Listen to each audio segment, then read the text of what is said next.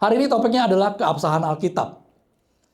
Kita tahu bahwa di dalam kehidupan kita sekarang ini, bahwa sangat wajar, sangat penting bagi setiap kita ketika kita membeli sesuatu atau ketika kita mau menjual sesuatu, maka harus ada manual booknya, betul?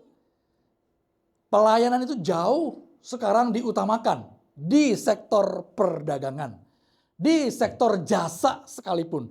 Ada manual booknya, ada petunjuknya. Petunjuk itu buat apa? Supaya kita tidak masuk kepada kesalahan, menghindari kita dari kesalahan. Waktu saya mengurus KTP anak saya yang kedua, Cheryl, ya, ngurus KTP dia, kita sempat bingung nih, mesti gimana ya? Terus kemudian di kelurahan itu ada semacam papan petunjuk.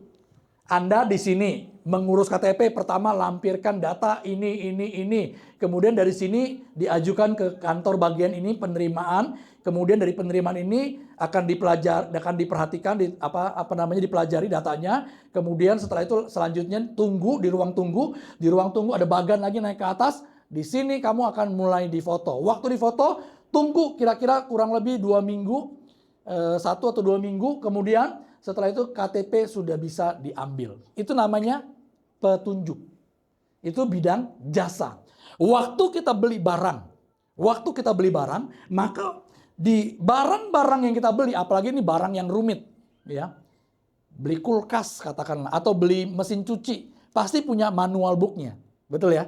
Manual booknya akan kasih tahu bagaimana cara membuat mesin cuci ini berfungsi, bergerak, berjalan sesuai dengan maunya kita. Mau nyuci yang langsung kering, oh sekarang ada. Betul? Mesin cuci yang dulu nggak langsung kering. Cuman anyep-anyep dijemur nanti kering. Tapi mesin cuci yang sekarang ada. Pilihannya terdapat di tombol. Satu tombol. Tinggal pencet pilihan mau apa aja. Salah pilih, bayar listriknya gempor. Bener nggak? Kalau kita mau pilih yang cuman anyep-anyep terus jemur matahari yang gratis, made in heaven, buatan surga, ya, gratis. Oke, ada pilihannya. Mau yang basah, maksudnya nggak terlalu kering, basahnya tingkatnya medium misalnya, ada juga pilihannya. Mau yang benar-benar kering, oh wattnya makin tinggi, bayar listriknya makin mahal. Jadi semua ada petunjuknya. Itu gunanya petunjuk. Sayangnya di dalam kekristenan, begitu kita terima Tuhan Yesus sebagai Tuhan dan Juru Selamat, kita seperti anak ayam yang dilepas begitu saja dan tanpa tahu apa yang perlu kita lakukan dalam kehidupan kita. Maka dari itu penting sekali buat kita sebagai orang percaya memahami bahwa di dalam kehidupan kita perlu yang namanya petunjuk. Nah, kenapa? Kalau enggak, kita mudah sekali. Kalau kita tidak punya petunjuk, kita mudah sekali diberikan petunjuk sama orang lain. Betul nggak? Dalam kehidupan kita, entah kita yang memberi petunjuk kepada orang lain, entah orang lain yang memberi petunjuk kepada kita. Pasti ada sebab, ada akibat. Ada memberi, ada diberi. Betul ya? Perhatikan. Kalau kita tidak punya manual book, waktu orang memberikan petunjuk yang sesat, maka kita akan mudah sekali menjadi pribadi-pribadi yang sesat. Banyak nggak pengajaran-pengajaran Kristen hari ini yang menyimpang? Banyak. Banyak nggak pengajaran-pengajaran Kristen yang modelnya kebablasan? Allah itu kasih. Allah itu penuh dengan kasih karunia. Darah Yesus sudah menebus kita. Karena darah Yesus sudah menebus kita. Artinya semua dosa sekarang dan dosa yang masa akan datang, semuanya sudah ditanggung di atas kayu salib. Betul? Amin, kita bilang. Jadi artinya saudara-saudara sekalian, bikin dosa apapun di dalam kehidupan kita, pasti saudara akan masuk surga misalnya. Seperti itu. Waduh. Saudara nggak perlu ke gereja. Kenapa? Karena saudara sudah diselamatkan.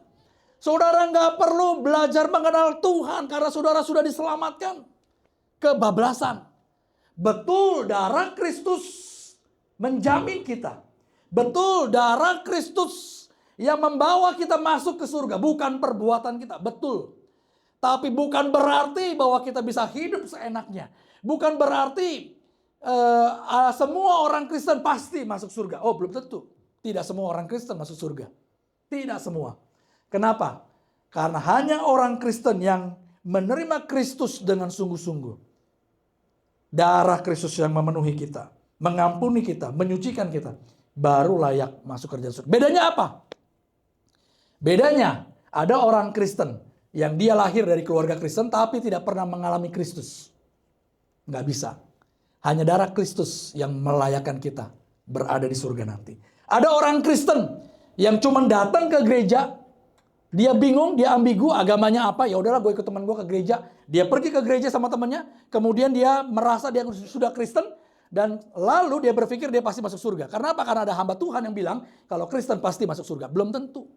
Yang menjamin kita masuk surga adalah darah Yesus Kristus. Artinya kita menyadari bahwa hidup kita tidak bisa jalani menuju kepada surga tanpa melalui jalan pendamaian Kristus dalam kehidupan kita. Nah, ini yang penting. Ya, jadi petunjuk sesat itu banyak. Akhirnya banyak orang Kristen yang kebablasan, orang Kristen yang tidak lahir baru, orang Kristen yang tidak sungguh-sungguh. Nah, lalu apalagi asumsi pribadi.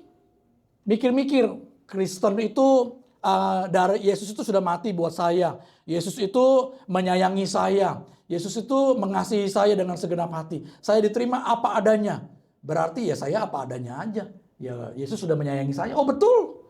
Yesus menerima kita apa adanya. Kebobrokan kita, kebejatan kita, kerusakan dalam kehidupan kita. Dia terima kita apa adanya. Tapi ingat, di dalam bagian Alkitab sendiri diajarkan kepada kita untuk meninggalkan manusia lama. Tidak hidup dengan manusia lama. Jadi artinya kita harus beranjak meninggalkan manusia lama. Menuju kepada manusia baru. Tapi karena dia asumsi pribadi, yang dibangun adalah pemikirannya sendiri. Berpikir tanpa dasar. Berpikir tanpa tuntunan. Akhirnya sesat. Akhirnya rusak. Tidak ada buah pertobatan dalam kehidupannya dia. Itu dia. Berikutnya. Nah, makanya kenapa kita penting sekali punya manual book. Penting sekali bagi kita punya manual book, yaitu yang namanya Alkitab. Ya, yang namanya Alkitab. Nah, sekarang kita masuk. Tadi pengantar. Pengantarnya udah lama begitu. Iya, lama. Ya, sekarang kita masuk apa itu Alkitab. Apa itu Alkitab? Alkitab itu dari bahasa Arab. Ya, Alkitab artinya kitab kumpulan kitab-kitab. Alkitab itu kumpulan kitab-kitab. Alkitab dalam bahasa Inggris adalah Bible. Bible itu berasal dari bahasa Yunani, Biblion. Biblion itu dari akar katanya atau etimologinya yaitu biblos. Biblos itu apa? Biblos itu adalah sejenis tumbuhan papirus yang ada di Timur Tengah. Tumbuhan papirus ini namanya biblos yang bisa dipakai untuk menulis. Tumbuhan bisa dipakai untuk menulis, digores. Tumbuhan ini punya tingkat keawetan yang tinggi, ya. Dia bisa ditulis dan zaman dulu belum ada kertas. Jadi zaman dulu orang percaya mewarisi iman mereka dengan cara menulis. Ada yang ditulis dengan kulit, ya, kulit kambing, kulit domba, ditulis. Tapi biblos atau Bible itu berasal dari kata biblos, yaitu artinya sebenarnya adalah daun papirus, ya, kitab. Nah, berikutnya, Alkitab kita ada berapa, Bapak Ibu Saudara sekalian, teman-teman? Ada 66 kitab. Ingat ya, jangan lebih, jangan kurang. 66. Loh, Katolik ada lebih. Katolik ada berapa tuh? Berikut dengan apokrifanya lebih lah dari 66. Nah, apokrifa itu apa? Apokrifa itu adalah kitab-kitab yang tidak masuk di dalam Alkitab Protestan. Yaitu kitab Makabe, kitab Tobit, ya, itu Makabe 1, Makabe 2 dan segala macam, itu kitab apokrifa. Kenapa kitab-kitab apokrifa tidak masuk ke dalam kitab agama Kristen? Agama Kristen. Tidak masuk dalam Protestan. Karena apokrifa itu tidak selaras dengan kitab-kitab yang lain. Pengajaran-pengajarannya disinyalir bukan datang dari rasul-rasul. Walaupun namanya pakai Injil Petrus, Injil Thomas, Injil Maria Magdalena misalnya, Injil Barnabas, itu bukan penulisnya rasul-rasul. Dari mana tahu? Nanti kita akan pelajari. Ya, nanti kita akan pelajari.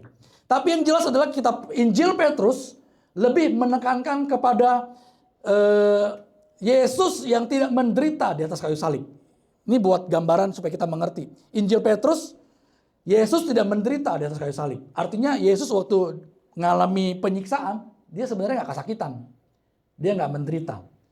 Dia nggak ngerasa menanggung sebuah penderitaan yang begitu berat. Nah, terus yang aneh dari Injil Petrus ini adalah masa kayu salib bisa ngomong. Kayu salib bisa ngomong, jadi fabel, ya, binatang bisa ngomong. Nah, jadi nggak dianggap. Kemudian Maria Magdalena menekankan kepada gnostik, pengetahuan sebagai sebuah keselamatan.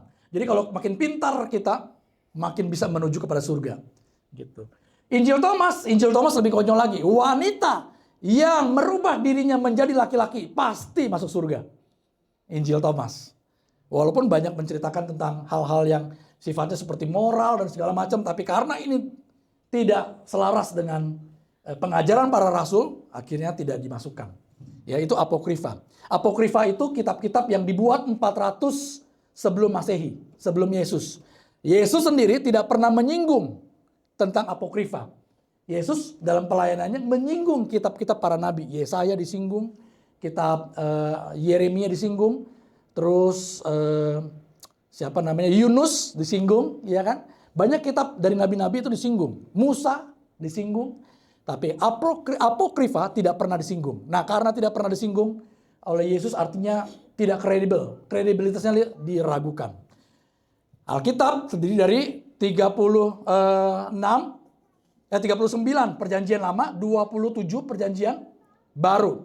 Kalau kita perhatikan di layar, teman-teman semua, kitab-kitab perjanjian lama itu dalam dalam agama-agama Yahudi, mereka disebut Tanak. Ya, di dalamnya ada hukum, yaitu 5 hukum Musa. Kemudian ada histori, berisi tentang sejarah-sejarah dalam perjanjian lama. Kemudian ada puisi. Kemudian ada kitab nabi besar, ada nabi kecil.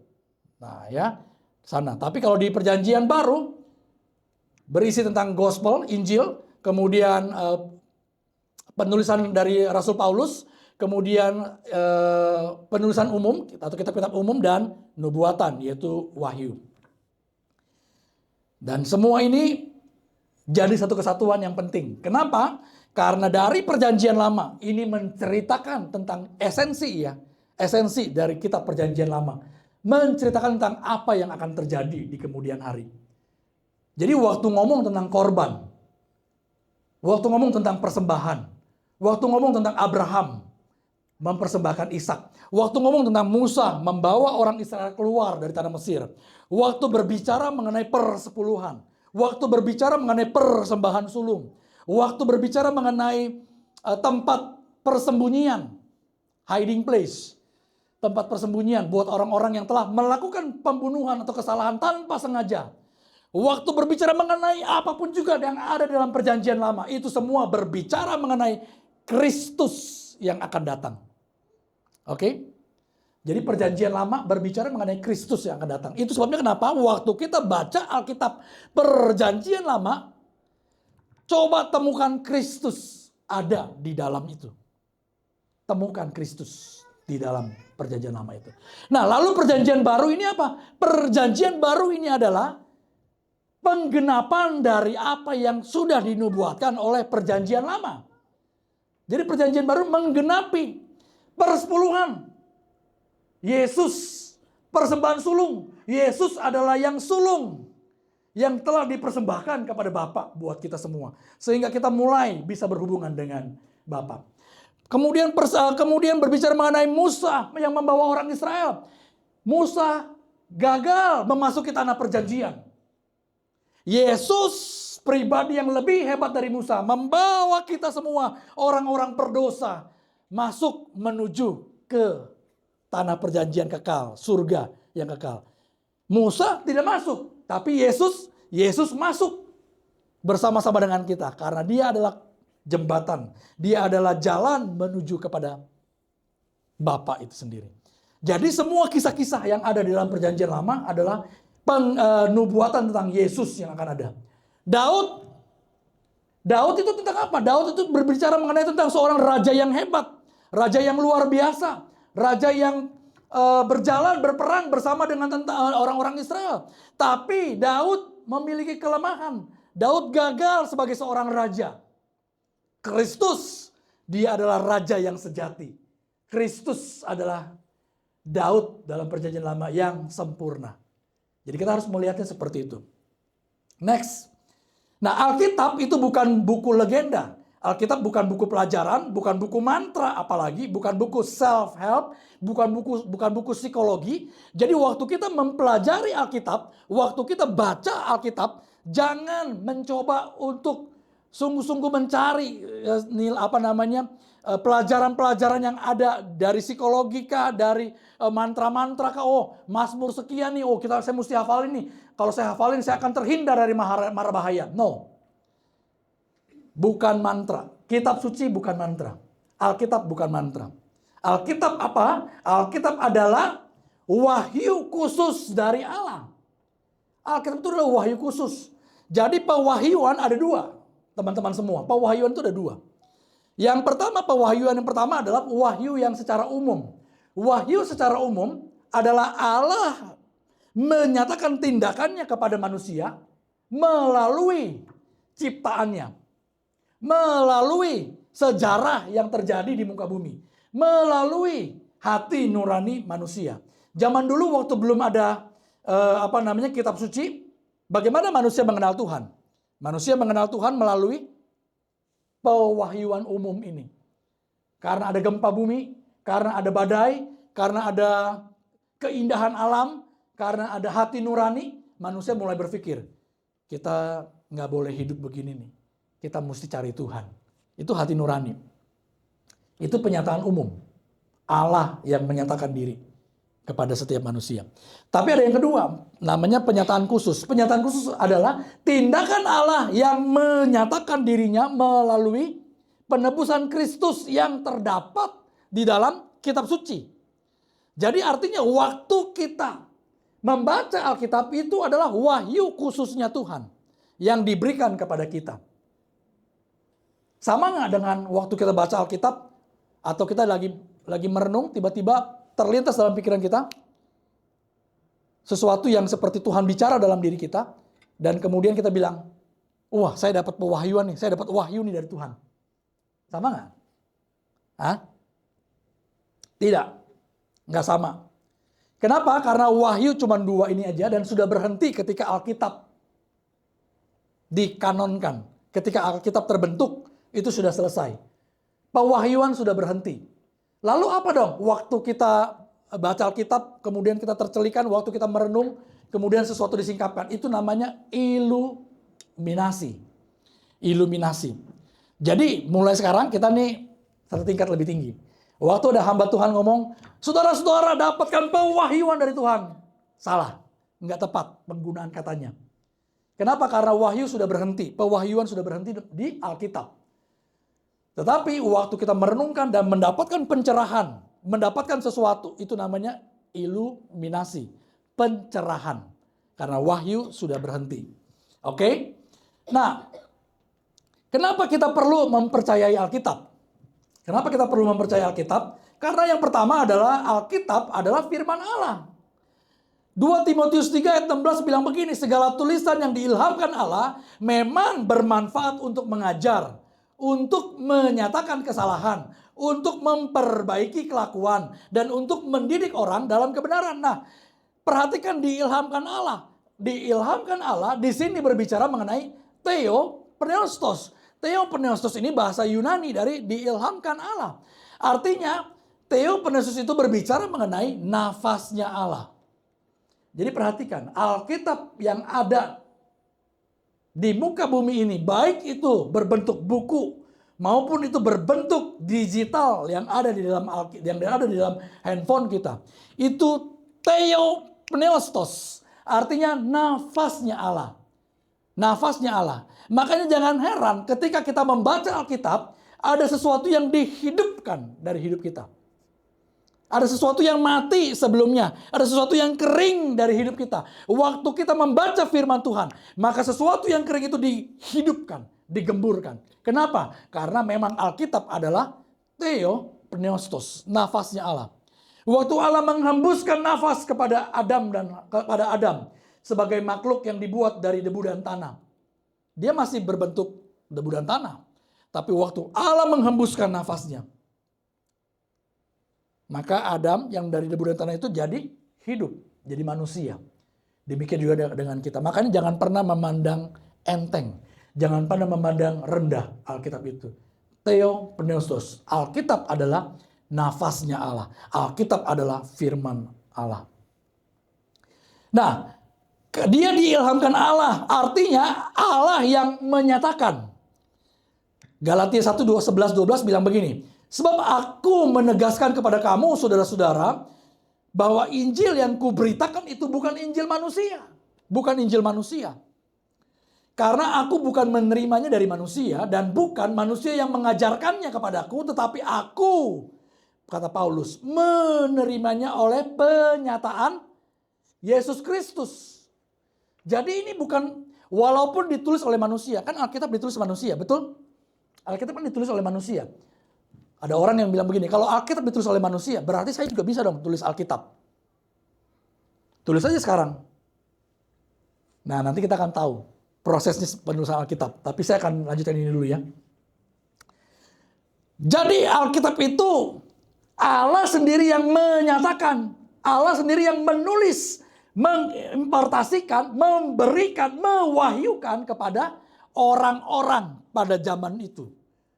Lalu Roh Kudus yang mengkonfirmasi. Roh Kudus yang mengawal penulisan-penulisan itu. Sampai Alkitab itu menjadi sebuah buku yang dikanonkan. Alkitab itu sifatnya adalah dia hidup dan kuat. Ibrani 4:12. Sebab firman Allah itu hidup dan kuat dan lebih tajam daripada pedang bermata dua manapun. Ia menusuk amat dalam sampai memisahkan jiwa dan roh. Perhatikan, luar biasa. Sendi-sendi dan sumsum. Ia sanggup membedakan pertimbangan dan pemikiran hati kita. Kemudian Alkitab itu berdampak dan berotoritas. Yesaya 55:11. Demikianlah firmanku yang keluar dari mulutku, kata Tuhan. Firmanku yang keluar dari mulutku. Ia tidak akan kembali kepadaku dengan sia-sia. Ya, perhatikan. Waktu kita memberitakan firman, waktu kita mengajarkan, waktu kita menyampaikan teguran firman Tuhan kepada orang lain, percaya dia tidak akan pernah kembali dengan sia-sia. Itu sebabnya kenapa kalau kita memberitakan Kristus kepada siapapun juga, percayalah bahwa firman itu akan tinggal di dalam hatinya dia. Tetapi ia akan melaksanakan apa yang ku kehendaki dan akan berhasil dalam apa yang kusuruhkan kepadanya. Dia berotoritas. Yohanes 10:35. Sedang kitab suci tidak dapat dibatalkan. Alkitab tidak dapat dibatalkan. Kemudian sifatnya apalagi? Dia sempurna, tepat, dan murni. Mazmur 19 ayat 7 sampai dengan ke 8. Taurat Tuhan itu sempurna. Jadi Alkitab itu sempurna. Menyegarkan jiwa. Peraturan Tuhan itu teguh. Memberikan hikmat kepada orang yang tak berpengalaman. Titah Tuhan itu tepat. Menyukakan hati. Perintah Tuhan itu murni. Membuat mata bercahaya. Ya, jadi ini sifat-sifat dari Alkitab. Dia hidup, dia kuat, dia berdampak, dia berotoritas, dia sempurna, dia tepat, dan dia murni. Luar biasa nggak? Makanya orang Kristen yang membiasakan dirinya hidup bergaul karib dengan Alkitab. Dia bukan sedang bergaul karib dengan tulisan. Dia tidak sedang bergaul karib dengan buku. Dia bukan sedang bergaul karib dengan sejarah, cerita, dan segala macam. Tapi dia bergaul karib dengan Allah itu sendiri. Haleluya. Bilang sama sebelah kanan sebelah kiri, bergaul karib dengan firman Tuhan. Ya? Oke. Udah mulai ngantuk? Mulai ya. Berarti cukup berhasil nih pengajarannya. Bayangin ya, saya 6 bulan loh. 6 bulan kuliah pelajari beginian. Ini cuma 1 jam. Ya, saya cuma 50 menit, tinggal 25 menit malah. Kenapa mempercayai Alkitab? Yang berikutnya. Yang kedua, selain Alkitab adalah firman Allah. Ya, kenapa kita perlu percaya kepada Alkitab? Karena Alkitab itu adalah kesaksian para rasul. Jadi, begini teman-teman semua. Kalau ada orang yang cerita sama kita, orang itu tidak berjalan-jalan sama orang yang diceritakan, teman-teman mau percaya apa enggak? Halo, mau percaya enggak? Kebanyakan kita sih percaya. Ya, kebanyakan kita percaya, oh gitu. Tapi waktu kita ketemu sama orang benernya nih, kemarin si itu ngomong lu begini-begini ya. Ah enggak begitu maksudnya. Yang benar tuh begini. Berbeda. Betul? Berbeda. Kenapa? Karena orang itu tidak bergaul karib. Nggak deket. Nah kenapa Alkitab bisa dipercaya? Karena Alkitab yang tulis para rasul. Loh, perjanjian lama bukan para rasul. Betul, perjanjian lama bukan para rasul. Tapi perjanjian lama sudah dikanonkan. Sudah dikanonkan sebelum Yesus melayani di muka bumi. Perhatikan ya. Jadi waktu Yesus ada di muka bumi, perjanjian lama itu sudah dikanonkan oleh pendahulu. Oleh imam-imam pada zaman dulu. Standarnya apa? Standarnya adalah nubuatan-nubuatan yang terjadi. Kemudian pesan-pesan yang disampaikan sinkron, selaras satu dengan yang lainnya.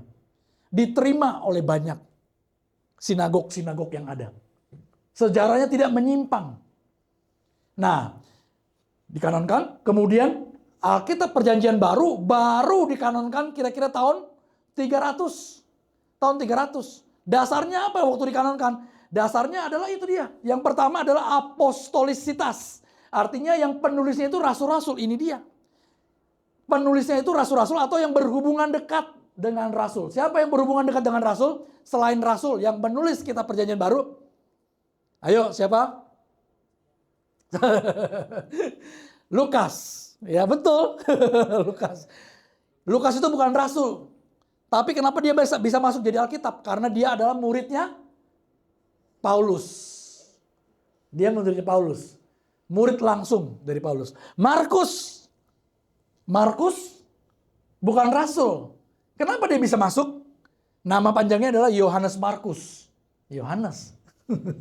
Kita punya 2 penulis Injil di sini. Makanya CMCC ya semoga tidak jadi sesat lah ya. Karena udah 2 gitu ya penulis Injil Gospel. Nah, Yohanes Markus ini adalah murid langsung dari Petrus. Rasul Petrus. Konon kitab Petrus 1, kitab Petrus 2, ya. Kitab Petrus yang pertama itu ditulis oleh Yohanes Markus. Konon, disinyalir, diduga. Kenapa? Karena gaya bahasa dalam 1 Petrus dengan gaya bahasa dalam 2 Petrus itu berbeda. Penggunaan katanya agak kasar yang kedua. Jadi karena pendidikan Rasul Petrus tidak tinggi, jadi kemungkinan penulisan 2 Petrus itu ditulis oleh Petrus sendiri, penulisan 1 Petrus ditulis oleh Yohanes Markus. Zaman dulu kalau teman-teman nonton film-film Mandarin, kungfu, itu kan ada tuh kaisar kalau ngomong ada penulisnya. Betul? Nah, penulis-penulis itu yang mencatat semua kisah-kisah. Petrus ngajar, dicatat. Paulus ngajar, ada yang catat. Dibagiin, dikirim.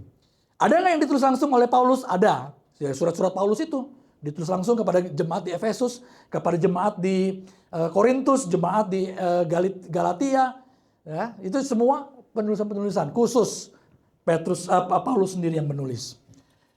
Jadi firman Tuhan bilang begini 2 Petrus 1 ayat 16. Sebab kami tidak mengikuti dongeng-dongeng isapan jempol manusia. Ketika kami memberitahukan kepadamu kuasa dan kedatangan Tuhan kita, Yesus Kristus sebagai Raja. Tetapi kami adalah saksi mata. Jadi kisah-kisah yang luar biasa yang diceritakan di dalam Alkitab. Yang dilakukan oleh Yesus. Itu disaksikan dengan mata kepala murid-murid itu sendiri. Jadi itu adalah kebenaran. Bahkan kebangkitan Yesus disaksikan oleh 500 orang. Kebangkitan Yesus disaksikan oleh 500 orang. Jadi artinya itu memang sebuah kisah yang nyata. Jadi ketika Petrus ngomong begini, ketika Petrus nulis, pada zaman itu terjadi orang-orang di zaman itu meragukan Yesus akan datang yang kedua kali. Nggak mungkin, nggak usah percaya. Makanya Petrus nulis kitab ini. Yang berikutnya kenapa kita perlu mempercayai Alkitab? Yang ketiga adalah kesaksian Allah Bapa sendiri. Yang pertama Alkitab firman Allah. Yang kedua karena ditulis oleh para rasul dan juga orang-orang yang dipercaya. Kemudian yang ketiga kesaksian Allah Bapa sendiri. Perhatikan 2 Petrus 1 ayat 17. Kami menyaksikan bahwa ia, yaitu Yesus, menerima kehormatan dan kemuliaan dari Allah Bapa ketika datang kepadanya suara dari yang maha mulia, yaitu Bapa di surga, yang mengatakan, inilah anak yang kukasihi, kepadanyalah aku berkenan. Kalau perkataan ini selain di 2 Petrus 1 ayat 17, perkataan ini pernah keluar. Di mana? Ingat? Waktu Yesus dibaptis. Betul ya? Waktu Yesus dibaptis. Jadi artinya, suara itu kami dengar datang dari surga. Jadi Allah Bapa sendiri menjadi saksi. Tuhan sendiri yang menjadi saksi. Yang memberikan kesaksian. Bahwa semua kisah-kisah yang terjadi, yang Yesus lakukan, itu adalah benar adanya. Yang keempat, kenapa kita perlu dipercaya? Konfirmasi nubuatan para nabi. Tadi kan perjanjian baru, sekarang perjanjian lamanya. Perjanjian lamanya berbicara begini, 2 Petrus 1 ayat 9. Dengan demikian kami makin diteguhkan oleh firman yang telah disampaikan oleh para nabi. Jadi Petrus mau ngomong begini. Kami ini yang jadi saksi. Bapa sendiri jadi saksi. Lalu kitab para nabi yang di zaman dulu jadi saksi. Yang menyatakan bahwa ini akan terjadi. Dan benar apa yang disampaikan di zaman dahulu digenapi di zaman sekarang. Menurut 2 Petrus ini. Jadi artinya Alkitab sungguh-sungguh bukan sebuah karangan manusia belaka. Perhatikan. Perjanjian lama ditulis 1500 sebelum Masehi. Perjanjian lama ditulis 1500 sebelum Masehi. Sampai dengan 460 sebelum Masehi. Jadi Musa sudah menulis 1500 sebelum Masehi. Kemudian perjanjian baru ditulis 40 Masehi. Sampai 90 Masehi kurang lebih. Dari pertama-tama kitab Markus yang ditulis. Ya. Ditulis kemudian oleh Matius. Kemudian ditulis lagi. Dan kemudian disebarkan kepada gereja-gereja. Diajarkan lewat daun papirus yang disebarkan. Ini hebatnya ya. Dan kemudian udah agak mulai mau rusak, disalin ulang. Dan perhatikan, waktu disalin ulang tidak ada perbedaan.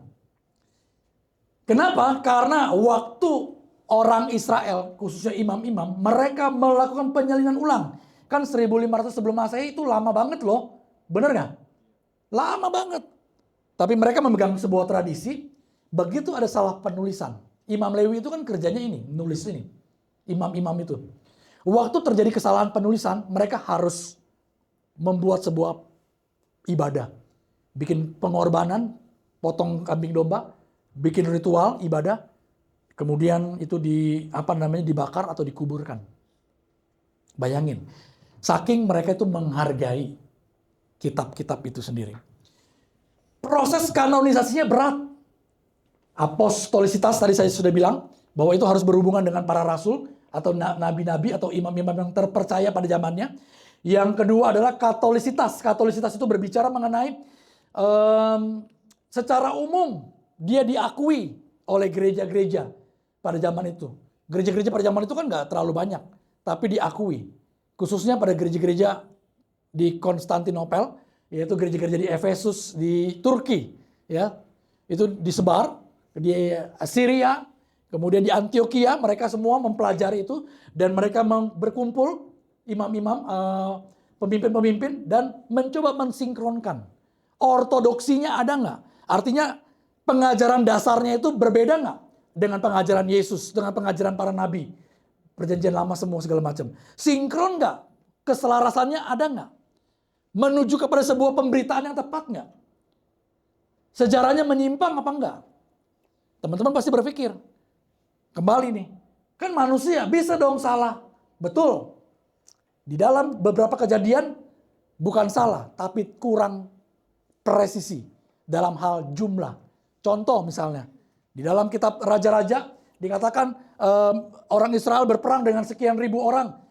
Di sini misalnya katakan ya contoh misalnya di sini dengan 20.000 orang, tapi di sini kok disebutnya cuma 15.000, 2.000, 1.500. Nah zaman dulu mereka itu menghitung orang begini nih, Misalnya 500 nih, 500.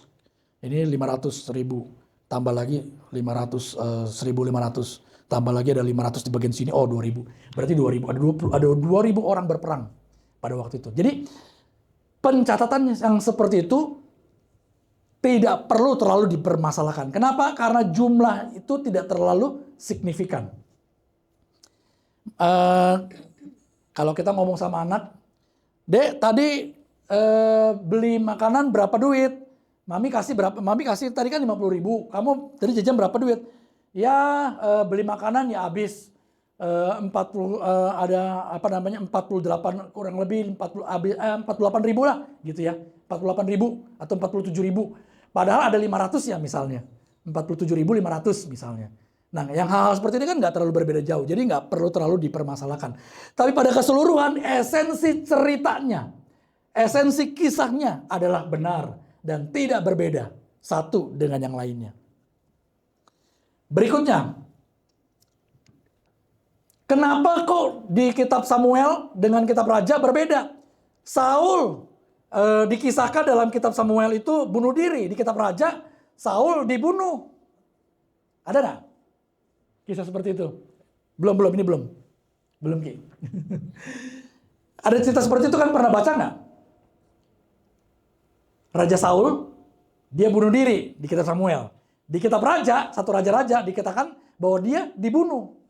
Nah, mana yang benar? Nah, untuk kasus seperti ini kita mesti melihat konteks ceritanya. Jadi orang yang membawa kepala Saul dan kemudian bilang kepada Raja Daud bahwa Daud, ini Saul sudah saya bunuh, bukan dia yang bunuh. Sebenarnya Saul sudah bunuh diri dulu. Waktu dia sudah bunuh diri, yang di 1 Samuel, kemudian di Raja-Raja dikisahkan bahwa ada seorang tentara yang mau mendapatkan hati dari Daud. Dia ambil kepala Saul, dia ngomong sama Daud, sama Daud. Daud, nih kepala Saul sudah saya bunuh. Kisah sebenarnya seperti itu. Jadi tidak ada perbedaan sebenarnya. Cuman Alkitab itu menceritakan kisahnya seperti itu.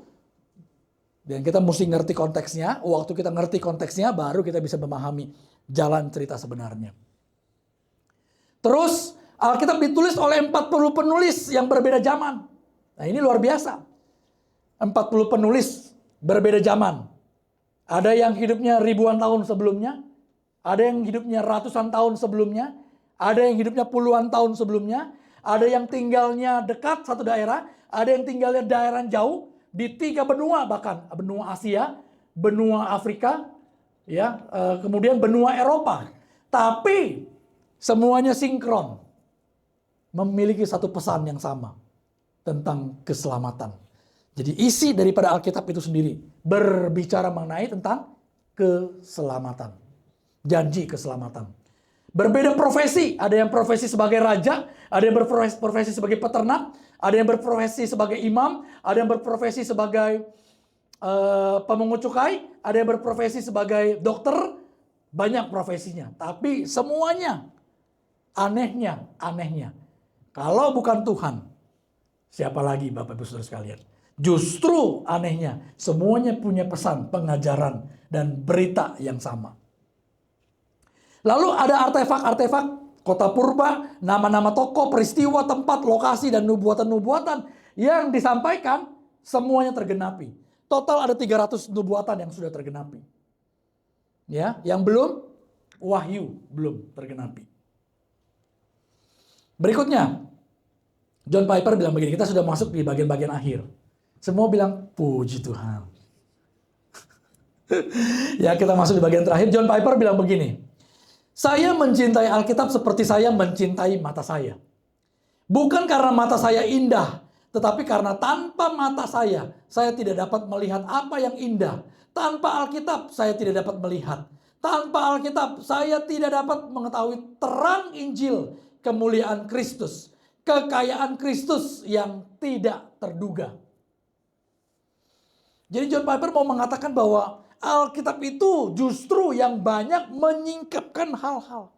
Nah, kalau kita memandang Alkitab cuma sebagai sejarah, kalau kita memandang Alkitab cuma sebagai sebuah kisah tokoh-tokoh yang ada di dalamnya, maka kita tidak akan pernah bisa mendapatkan kebenaran yang sejati yang ada di dalam Alkitab. Kita harus berubah cara kita melihat Alkitab. Karena Alkitab berbicara mengenai Kristus yang dijanjikan. Waktu kita bisa menemukan Kristus yang dijanjikan, maka kita akan mengetahui betapa bobroknya hidup kita.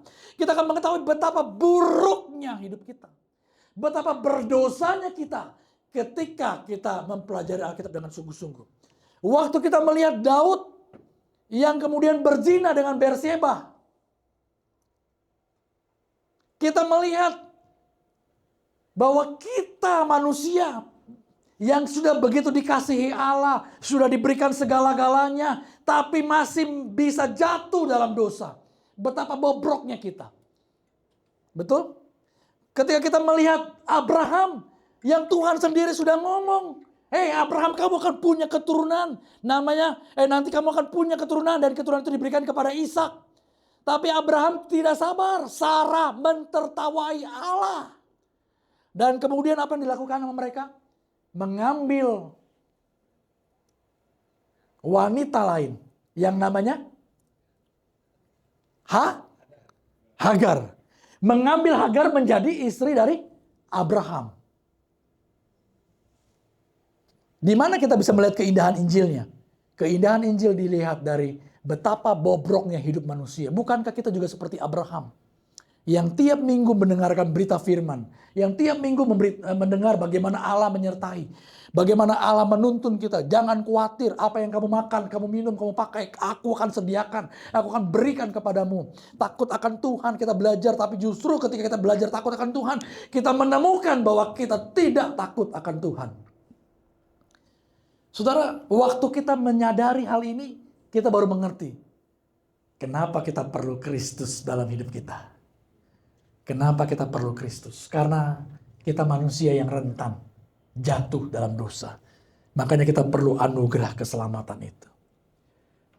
Amin. Waktu kita melihat bagaimana tentara-tentara berperang dengan Filistin. Kemudian Daud melawan orang Filistin, tentara. Siapa yang dilawan?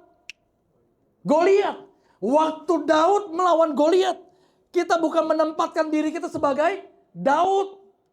Wah, dengan iman kita bisa mengalahkan Goliat kita. Dengan iman kita bisa menaklukkan musuh-musuh kita. Kita bisa menghancurkan utang kita. Kita bisa mengalahkan masalah kita, pergumulan kita. Kita menempatkan bahwa kita punya andil besar di dalam hidup kita.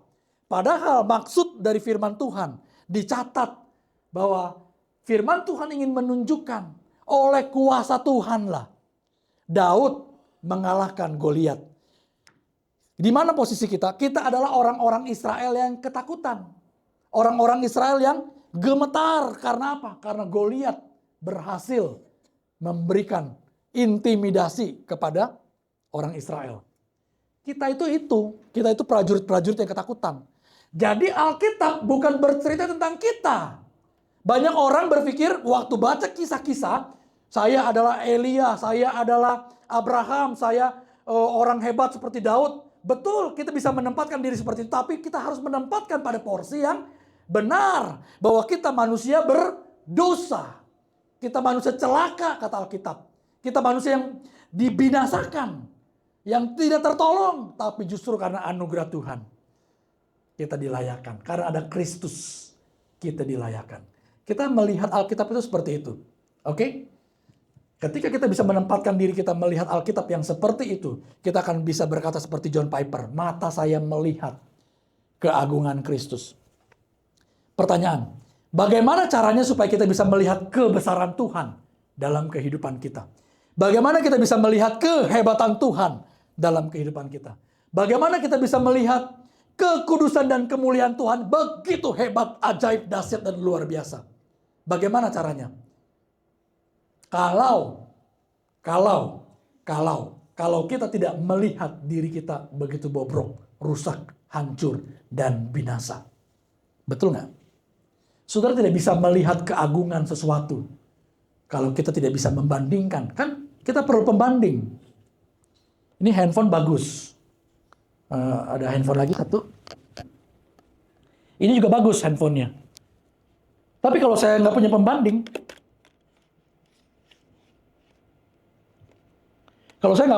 cuma ini doang satu. Ini handphone bagus. Saudara percaya? Saudara harus melihat pembandingnya. Ini lebih bagus daripada handphone ini. Ini jauh lebih cepat.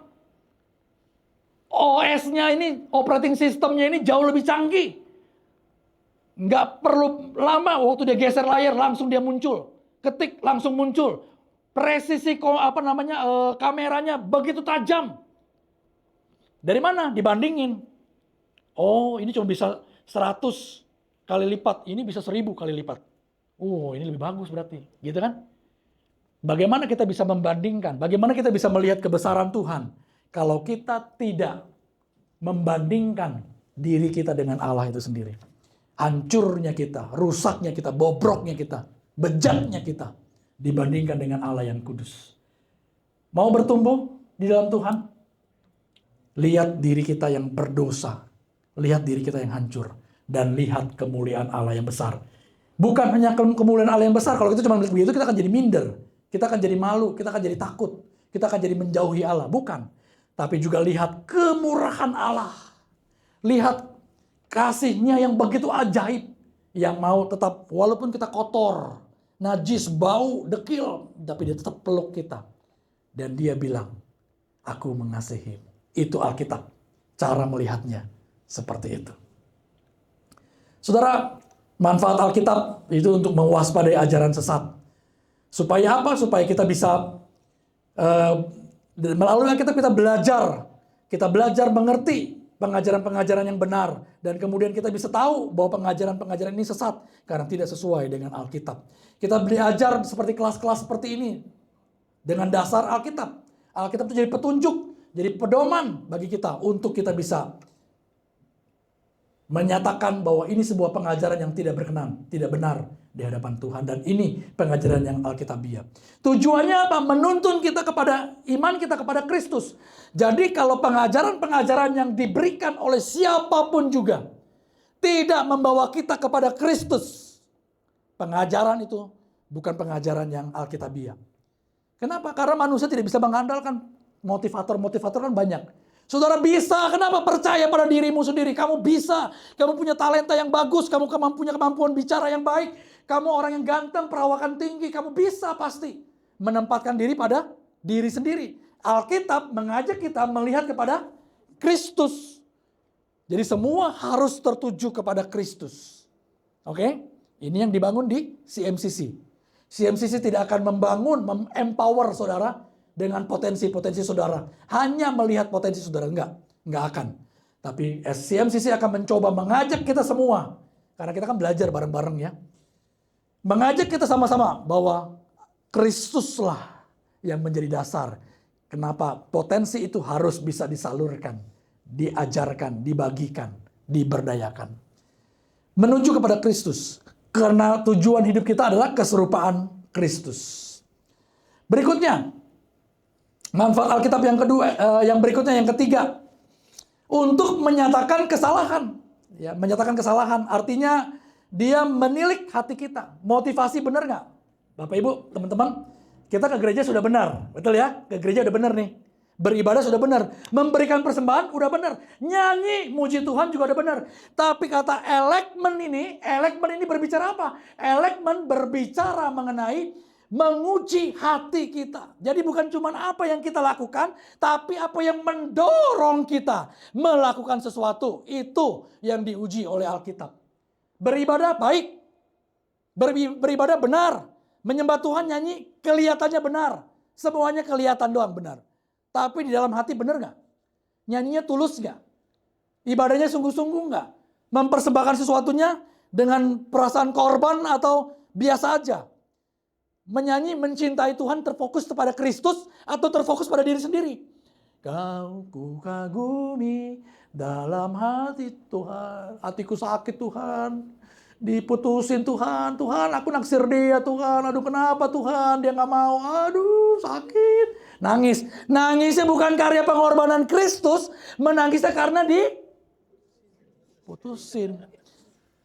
Alkitab menguji ini. Makanya kenapa setiap kali firman Tuhan yang coba disajikan di CMCC ini berbicara bukan cuma di kulit, harus masuk kepada esensinya.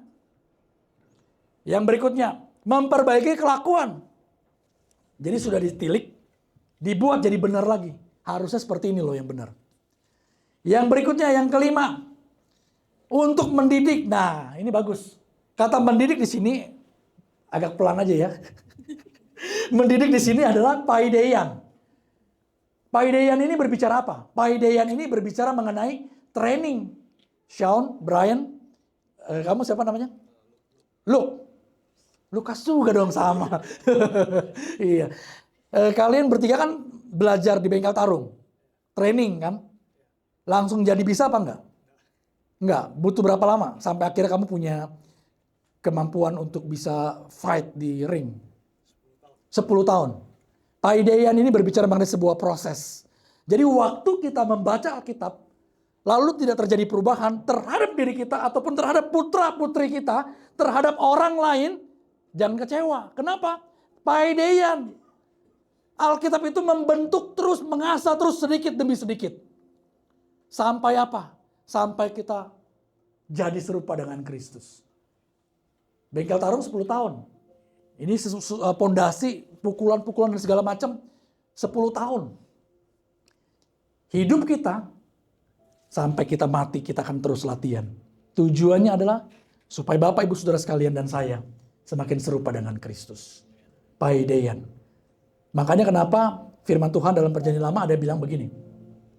Ajarlah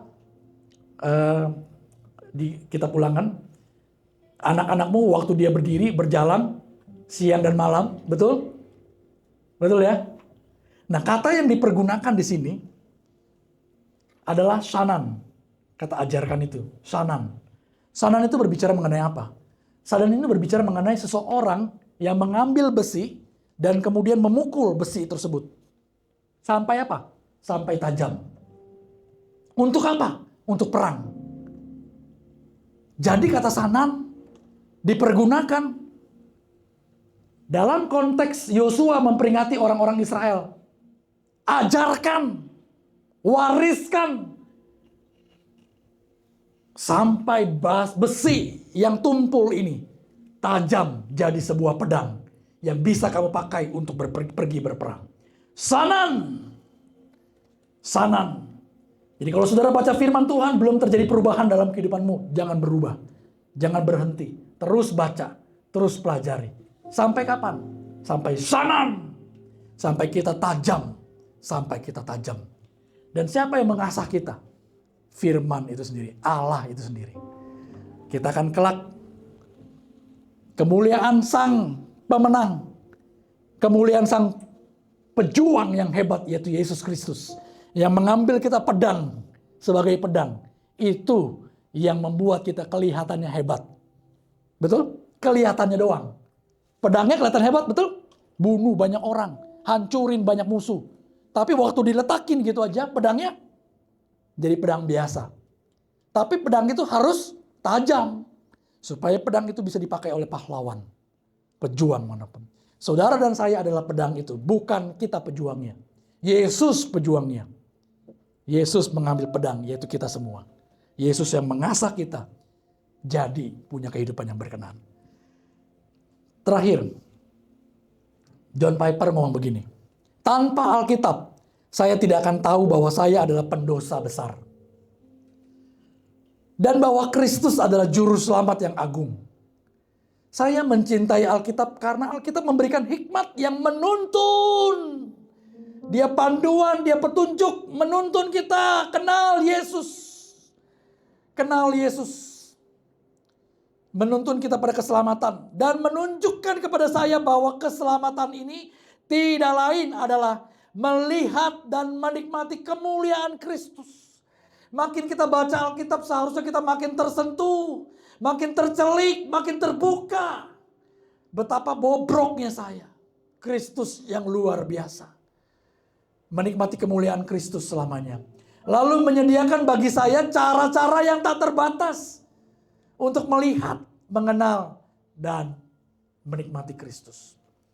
Simpan Alkitab kita. Nggak pakai Alkitab ya. Bapak Ibu, tahu nggak kenapa orang-orang di Emmaus itu waktu jalan bersama dengan Yesus, mereka kemudian dari biasa-biasa aja jadi akhirnya berkobar-kobar. Ya, betul? Waktu jalan mereka kan sedih, hancur hati karena Yesus mati disalib. Tapi setelah mereka berbicara dengan Yesus, dikatakan dalam firman Tuhan, hati mereka terus berkobar-kobar. Kenapa? Padahal mereka tidak melihat Yesus loh. Tidak melihat Yesus. Karena ketika Yesus menjelaskan kisah perjalanan kehidupan, apa yang tertulis di dalam kitab suci, Yesus menjelaskan, mengajak mereka melihat bahwa dialah itu yang dimaksud. Waktu kita baca Alkitab, kita tidak melihat Yesuslah yang dimaksud di dalam Alkitab, kita pasti akan bacanya biasa-biasa aja. Baca Imamat apalagi, pusing kepala saya. Baca Kronikal Tawarik, juga pusing bacanya. Tapi waktu kita melibatkan ada Yesus di dalamnya, yang mau menunjukkan betapa hebatnya dia, betapa luar biasanya dia, betapa manusia tidak bisa berkenan di hadapan Tuhan, betapa manusia seringkali jatuh dalam dosa, betapa manusia seringkali mengecewakan, betapa manusia seringkali berbuat yang jahat daripada yang baik. Padahal Allah sudah begitu mempercayai dia, mempercayai manusia, mempercayai orang Israel, tapi gagal terus. Tapi Yesus di perjanjian baru menunjukkan dialah kesempurnaan dari hukum Taurat yang menunjukkan belas kasihan dengan mati di atas kayu salib bagi kita. Sehingga kita bisa melihat semua hukum, semua aturan yang tertulis dalam Taurat sudah dibayar lunas oleh Yesus. Amin. Itulah Yesus yang saudara dan saya sembah. Itulah yang kita sembah. Allah yang besar itu.